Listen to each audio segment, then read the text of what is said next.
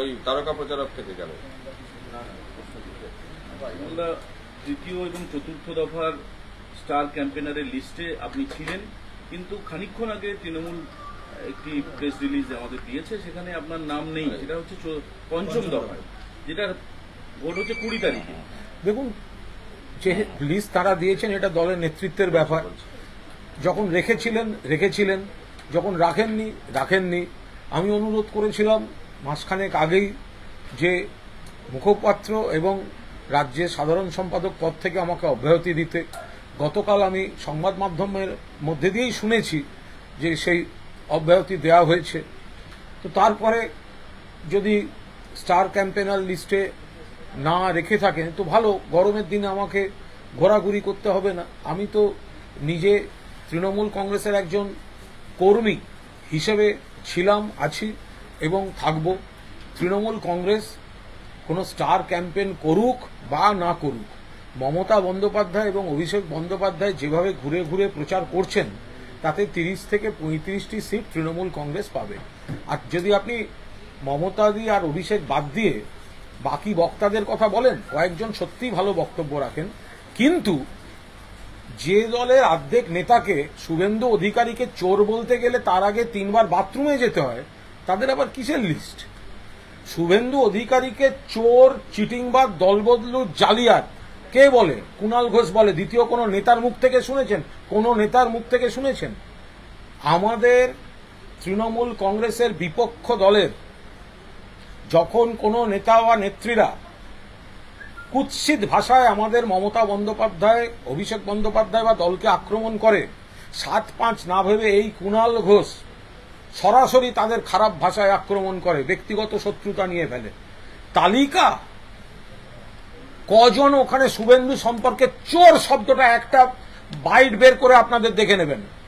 শুভেন্দুকে চোর, চিটিংবাজ, দলবদলু, জালিয়াত বলেছে। ওই 40 জনের একটা লিস্ট থেকে দেখবেন যত চারপাশের ফিলার পাঠানো, বালুরঘাটে গিয়ে সুকান্তর ভোটের আগে সুকান্তদা ভালো, মিঠুন চক্রবর্তীকে মমতাদি বলছেন গদ্দার, আর কেউ বলছেন স্টার ক্যাম্পেনার গদ্দার সমর্থন করি না, মমতাদির বিরোধিতা করা হয়েছে। এই সব স্টার যত দলে ভরে যাবে এবং সাধারণ কর্মীরা যত পিছিয়ে পড়বে তত ভবিষ্যৎ উজ্জ্বল হবে দলের। ঈশ্বর ওনাদের মঙ্গল করুন। আমার একটুও আফসোস হচ্ছে না, এই গরমে ঘোরাঘুরি থেকে আমি বেঁচে গিয়েছি। কালকে থেকে আপনার বক্তব্য পছন্দ হয়নি বলেই কি এই ক্যাম্পেইন লিস্ট থেকে বাদ? কারণ হচ্ছে আপনি প্রথম দুটো চেয়েছিলেন, এটা তো চাননি আপনি। এটা চাওয়া না চাওয়ার হয়নি, কারণ আমি যখন দিয়েছিলাম তখন এসব আসেনি, লিস্ট ফিস্ট আসেনি। ফলে আমি ধরেই নিয়েছিলাম এই দুটি যখন নেই পরের লিস্টে আমার নাম থাকবে না। আমার কোথাও কোনো আফসোস নেই। আমাকে যেটুকু কাজ করতে দিয়েছেন, যে পদে রাখতে দিয়েছেন তার জন্য আমি কৃতজ্ঞ। কিন্তু কিছু কিছু ইস্যুস থাকে যেটা আমি দলকে ডিফেন্ড করি, দলের হয়ে অ্যাটাক করি। আবার কিছু কিছু ইস্যুস থাকে সেটা মনে হয় অন্যভাবে সলভ হলে ভালো হতো, তার 2-1টা মুখ ফুটে বেরিয়ে যায়, তাতে দলের অস্বস্তি হয়।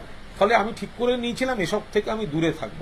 কিন্তু আমাকে যদি কেউ এসব স্টার ক্যাম্পেনার লিস্ট ফিস দিয়ে কোনো পরোক্ষে বার্তা দিতে যায়, আমি বলবো ওই স্টার ক্যাম্পেনার লিস্টের আগে বাইট বার করুন, বাইট বার করুন। শুভেন্দু অধিকারীকে চোর, চিটিংবাজ, জালিয়াত বলেছে, এক পিসকে বার করুন।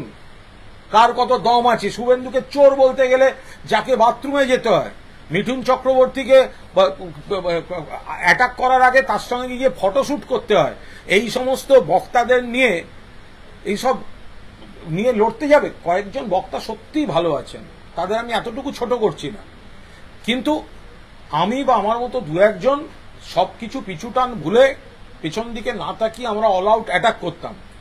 তা দলের যদি মনে হয় না এসব দরকার নেই, দল বুঝবে, যারা চালাচ্ছে তারা বুঝবে, আমার কি। Thank you.